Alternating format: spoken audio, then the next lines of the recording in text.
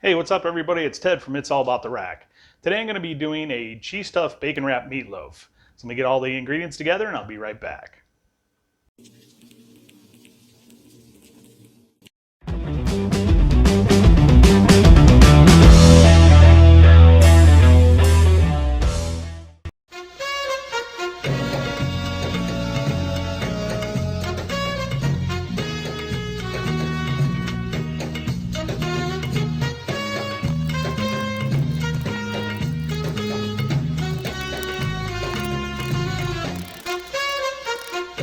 So I've got 1 pound packages of a beef pork mix. Just going to go ahead and put both 1 pound packages in. And go ahead and put my onion in, which is a half of an onion chopped. I got 1 green pepper chopped as well. And guys, here's a secret to my meatloaf. This is the Con Jaeger Spice Company. This is a jalapeno and Monterey Jack patty seasoning. I accidentally used this thinking that it was a meatloaf package mix because I do make one. And I didn't even realize that it wasn't a meatloaf mix until I put it in. So obviously I went with it and it turned out really good. And everybody that's ate the meatloaf since using this, they really go on about how great the meatloaf is. So I think I found a secret seasoning for a meatloaf. So check this one out, guys. So go ahead, put the pack in.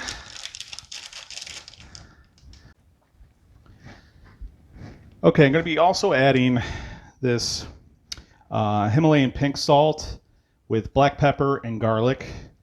Don't measure it out, just kind of go till you see the consistency amount that you like. And then also, I don't think that quite has enough black pepper, so I'm just going to be using a little bit of coarse pepper as well. And again, we'll mix this all up into it. Okay, so again, this is going to be a bacon wrapped meatloaf. So what I like to do is I actually like to weave the bacon. Most guys do. But what I figured out is I got these mats. It's like a mesh mat and it's silicone over top of it. The brand on these were Bradley from Bradley Smoker Company. There's also another one out there. I believe it's called Frog Mats. So what I do is I'll go ahead and weave my bacon ahead of time. So let's go ahead, lay my pieces out.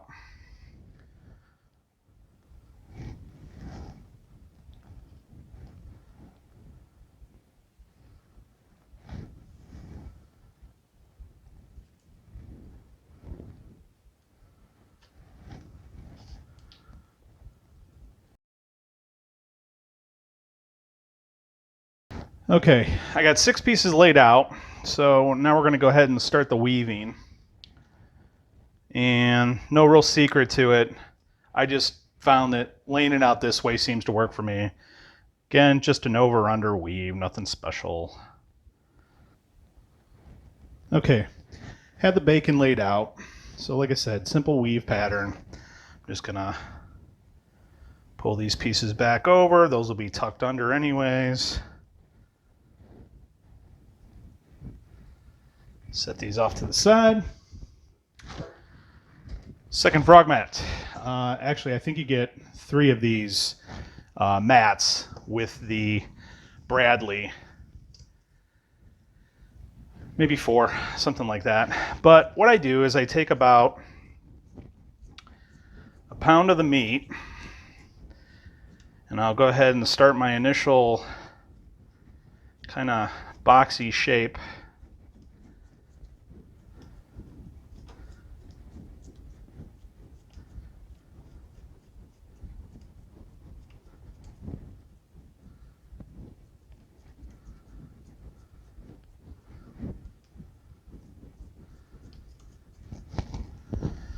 And then what I do is I actually take some and I kind of roll it out to make a border that's going to go around the complete outside of this meatloaf.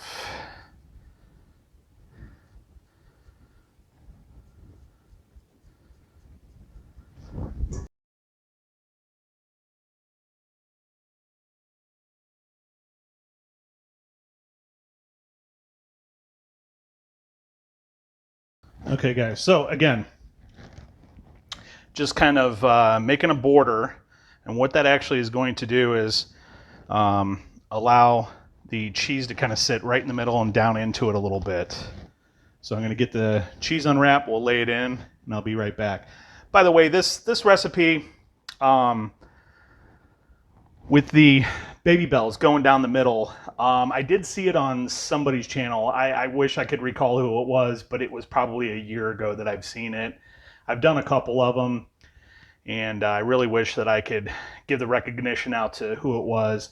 Maybe you'll see this video come forward and we can go ahead and take care of that. But the baby bells, the ones that I get are the mozzarella ones, and seem to have good, good flavor. Good melting is another reason why I use those. And like I say, we'll get them unwrapped, get them laid in there, and show you what that's all about. Okay, guys, if you don't know, Baby Bell, it's basically what it is. I think there's about 4 different flavors. I think there's a Swiss, mozzarella original, and another one, but they just come in this little net packaging. There's 12 of them in there, individually wrapped.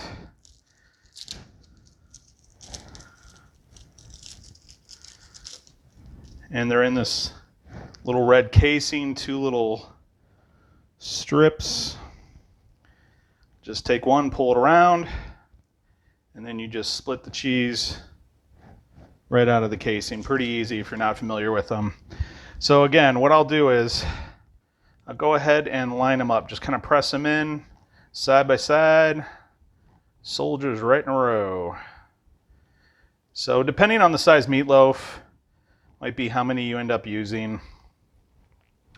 Nothing wrong with cheese, guys, as far as I'm concerned. So looks like we've got 9 in there. Usually 9 will give you a nice cheesy center on this. So then what we're going to do next is we'll just go ahead and put the rest of the meatloaf over, smooth out the edges, and we'll bring you right back. Oh, the nice thing about if you don't end up using all of your cheese, Pitmaster privilege, you get to snack on these while you're waiting on the meatloaf to go ahead and get done.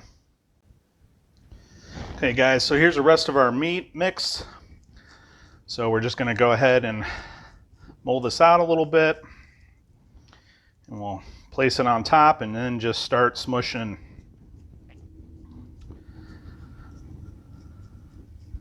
So again, you just want to cover the sides so the cheese doesn't prematurely ooze out, hopefully. It's definitely a good amount of cheese in there, but that's what makes this dish so great. So what I want to do is just kind of mold this into a little bit better kind of meatloaf.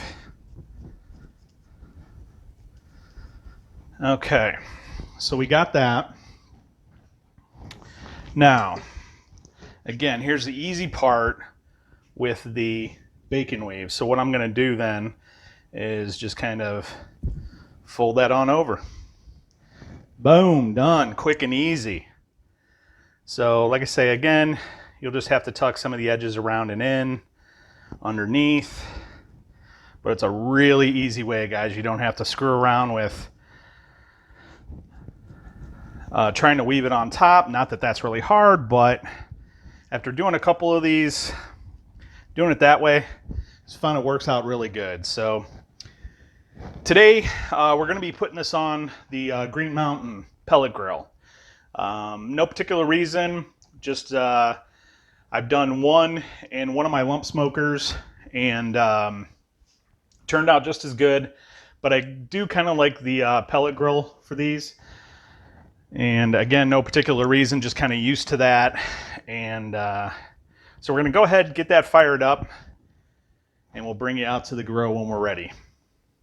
One last thing, guys. I'm going to put some rub on top of this. Today I'm going to be using the Victory Lane Cherry Bomb. I am sold on this stuff. I want to put a shout out to Joe from Smokin' Joe's Pit Barbecue for turning me on to Victory Lane. This stuff is outstanding. If you like a really good cherry flavor, this is your rub right here, I'm telling you guys. It's got a great flavor. Gives a really nice crust, and it's probably one of my favorite finishing rubs. Usually if I'm doing ribs or briskets or something like that, not so much brisket, but pork butt, ribs, usually I'll end up doing like a 3-layer type of rub, and this is my go-to right here, guys. I'm telling you. Thanks again, Joe. Really appreciate it, man. So, like I say, I'm just going to go ahead and give this a sprinkle off the outside.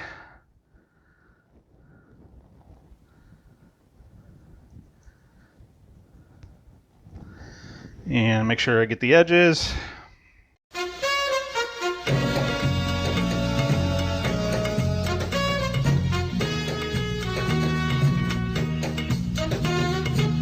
Okay, guys, that's the process. Like I say, we're going to be bringing it out to the Green Mountain in just a few minutes here. I got it heating up to temp. It's going to be running at 275 today.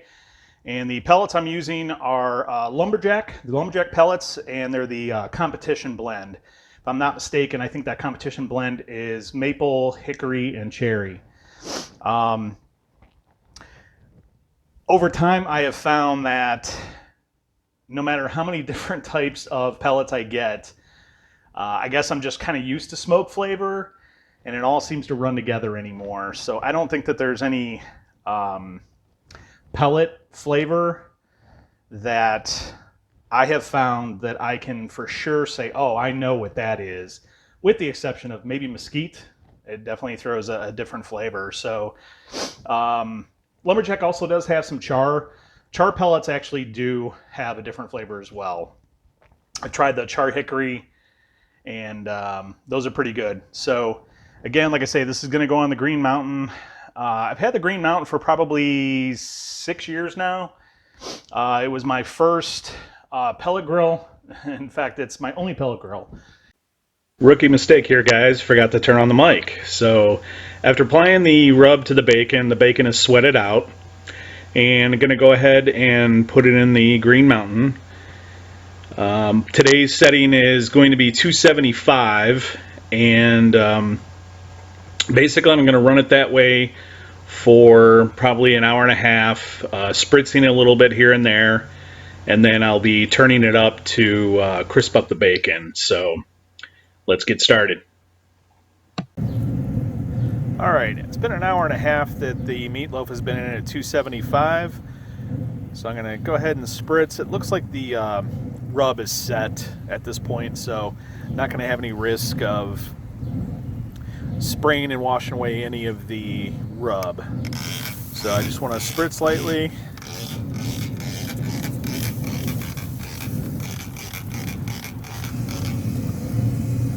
Okay. And then we'll leave it in probably for maybe another 45 minutes, something like that. I'm going to go ahead and temp it here in just a little bit. And we're looking for 160, so probably at about 140-ish. What I'm going to do is I'm going to go ahead and raise the temperature up to get that bacon on the outside nice and crisp. So we'll check back, see what our temperature is, and then we'll be looking to raise the temperature. So stay tuned. Okay, guys, don't know if the color is showing through, but this is looking really good. So go ahead and temp where we're at here. And I'm running a Inkbird Insta-Read, showing 143 on that side, and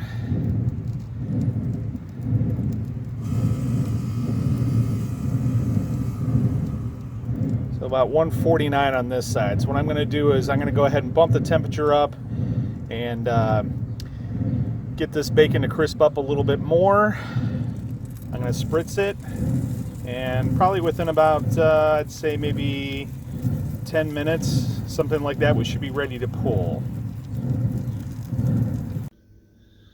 Okay, also once our temp raises, what I'm going to be doing is putting some of this sauce on it. This is made by Eat Well, tastefully simple. This is their bourbon, or excuse me, I'm sorry, Bayou Bourbon Glaze. So I'm going to be brushing this on top of our meatloaf once it's pretty close in temp. Again, I raised the temp up to actually 425. So hopefully for the next 8 or 10 minutes, that temp should rise up. And we're going to go ahead and crisp up that bacon, and then we can go ahead and put on this glaze and set the glaze on it. And I'll bring you right back. One thing that I did with the last couple of minutes here is I actually did flip over the meatloaf to put the bacon side down, hoping that it will take a little bit more heat reflecting up from the tin foil underneath, so it'll help crisp up that bacon a little bit more. So I'm going to give this about maybe 5 minutes. We're going to temp it again, and probably at that point we should be ready to brush our glaze on.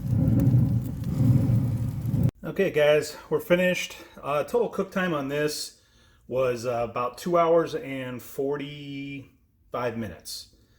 So bourbon glaze looks great on it, and here we go. Let's cut into it.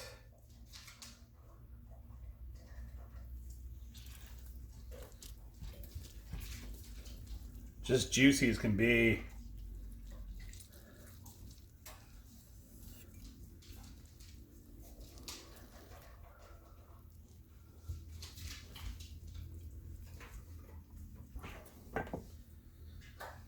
There you go, guys.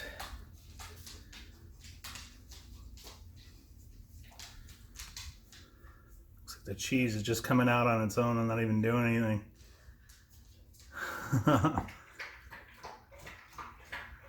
Looks great. Can't wait to dig into this. So, all right, guys.